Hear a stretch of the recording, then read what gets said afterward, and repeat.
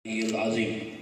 Yang saya hormati Kepala Dinas Pemberdayaan Masyarakat dan Desa Kabupaten Muara Enim, Bapak Imran Tabrani MSc Pemberdayaan Perempuan dan Perlindungan Anak Kabupaten Muara Enim, Bapak Hilman MM. Yang saya hormati mewakili, yang saya hormati para camat se-Kabupaten Muara Enim, atau yang tim penggerak PKK Kabupaten Muara Enim, atau yang mewakili dan pertama. Selawat beriring salam tentunya selalu kita sampaikan kepada junjungan kita Nabi besar Muhammadin SAW, berikut keluarga dan para sahabatnya, Rabbal Alamin.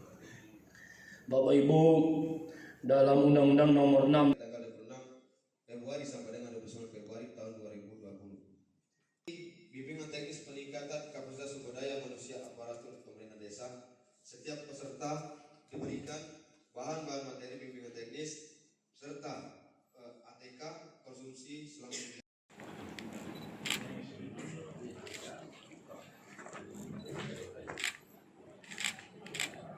Selanjutnya berkenan untuk foto bersama.